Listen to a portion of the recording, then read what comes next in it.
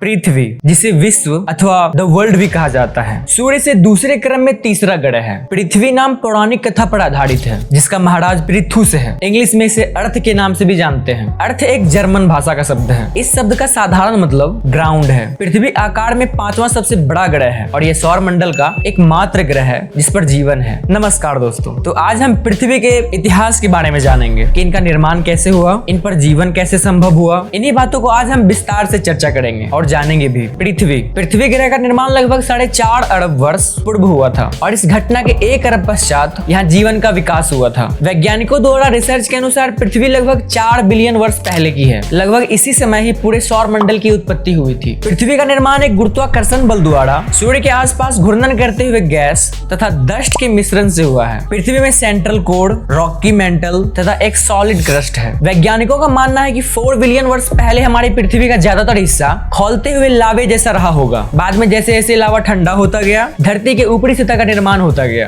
तब से पृथ्वी के जैव मंडल ने यहाँ के वायुमंडल में काफी परिवर्तन किया। समय बीतने के साथ साथ ओजोन परत बनी, जिसने पृथ्वी के चुंबक के क्षेत्र के साथ मिलकर पृथ्वी पर आने वाले हानिकारक सौर विकिरण को रोककर इसे रहने योग्य बनाया। पृथ्वी का द्रव्यमान 6.569 टन है। पृथ्वी बृहस्पति जैसा ग्रह ना होकर एक पथरीला ग्रह है। पृथ्वी सभी 400 भौमिक ग्रहों में द्रव्यमान और आकार में सबसे बड़ी है। अन्य 3 भौमिक ग्रह बुध, शुक्र और मंगल, इन सभी ग्रहों में पृथ्वी का घनत्व, गुरुत्वाकर्षण, चुंबक के क्षेत्र और घूर्णन सबसे ज्यादा है। पृथ्वी न केवल मानव का अपितु अन्य लाखों प्रजातियों का भी घर है। ऐसा माना जाता है कि पृथ्वी सौर निहारिका के अवशेषों से अन्य ग्रहों के साथ ही बनी है। इसका अंदरूनी हिस्सा गर्मी से पिघला और लोहे जैसे भारी तत्व पृथ्वी के केंद्र में पहुंच गए। लोहा व निकेल गर्मी से पिघलकर एक द्रव्य में बदल गए और इसके घूर्णन से पृथ्वी 2 ध्रुवों वाले विशाल में बदल गई। बाद में पृथ्वी में महाद्वीप, विवर्तन या विचलन जैसी भूवैज्ञानिक क्रिया भी पैदा हुई। इसी प्रक्रिया से पृथ्वी पर महाद्वीप, महासागर और वायुमंडल आदि बने। तो आइए जानते हैं पृथ्वी की त्रिज्या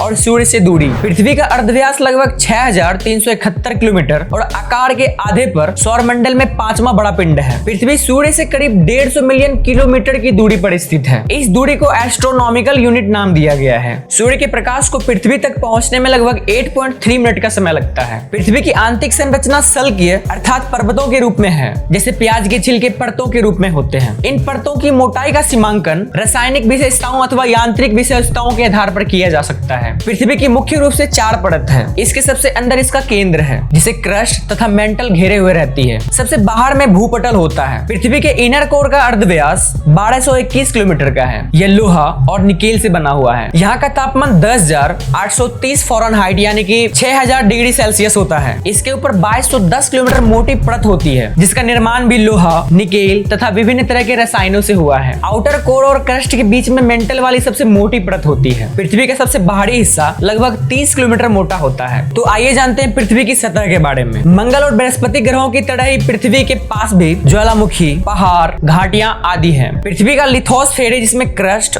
और ऊपरी मेंटल है, यह विभिन्न बड़ी प्लेटों में बटी होने के साथ लगातार चलती रहती है। उदाहरण के तौर पर उत्तरी अमेरिका प्लेट प्रशांत महासागर बेसिन के ऊपर से गुजरता है। इस समय इस प्लेट की गति लगभग उतनी होती है जितना किसी व्यक्ति के नाखून बढ़ने की। जब एक प्लेट किसी दूसरे प्लेट के मार्ग में आती है और दोनों प्लेट में घर्षण भूकंप की उत्पत्ति करता है। कई बार तो प्लेट एक दूसरे पर चढ़ जाने से पहाड़ का भी निर्माण होता है। तो आइए जानते हैं पृथ्वी की आकृति के बारे में। पृथ्वी की आकृति लगभग गोलाकार के समान होता है। यह लगभग गोलाकार है, जो ध्रुवों पर थोड़ा चपटी है। पृथ्वी का सबसे उच्चतम बिंदु माउंट एवरेस्ट है, जिसकी ऊंचाई 8,848 मीटर है। दूसरी और सबसे निम्न बिंदु प्रशांत महासागर में स्थित मरियाना खाई है, जिसकी समुद्र स्तर से गहराई 10,911 मीटर है। पृथ्वी के कुल आयतन का 0.5 भाग भूपट्टी का है, जबकि 83% भाग में मेंटल विस्तृत है। शेष 16% भाग में क्रोड है। पृथ्वी का निर्माण iron, oxygen, silicon, magnesium, sulphur, calcium और एल्युमिनियम से हुआ है। इसके अतिरिक्त लगभग 1.2% अन्य तत्वों का भी योगदान है। क्रोड का निर्माण लगभग 88.8% आयरन से हुआ है। भू रसायन शास्त्री FW कलर के अनुसार पृथ्वी की भूपट्टी में लगभग 47% ऑक्सीजन है। पृथ्वी के केंद्र के क्षेत्र को केंद्रीय भाग कहते हैं। यह सबसे बड़ा क्षेत्र है। यह क्षेत्र निकेल व फेरस से बना हुआ है। इसका औसत घनत्व 13 ग्राम है। पृथ्वी का केंद्रीय भाग संभवतः द्रव्य अथवा प्लास्टिक अवस्था में है। यह पृथ्वी का कुल आयतन का 16% भाग घिरे हुए है। पृथ्वी का औसत घनत्व 5.5 ग्राम और औसत त्रिज्या लगभग 6370 किलोमीटर है। पृथ्वी के नीचे जाने पर प्रति 32 मीटर की गहराई पर तापमान 1 डिग्री सेल्सियस तक बढ़ जाता है। पृथ्वी का तल आसमान है। तल का 70.8% भाग जल से आच्छादित है, जिसमें अधिकांश महासागरीय नितल समुद्र स्तर के नीचे है। पृथ्वी पर करीबन 97% पानी महासागरों में मौजूद है। लगभग सभी ज्वालामुखी इन्हीं महासागरों के अंदर मौजूद है। पृथ्वी के धरातल पर कहीं विशाल पर्वत, कहीं उबड़ खाबड़ पठार तो कहीं उपजाऊ मैदान पाए जाते हैं। महाद्वीप और महासागरों को प्रथम स्तर की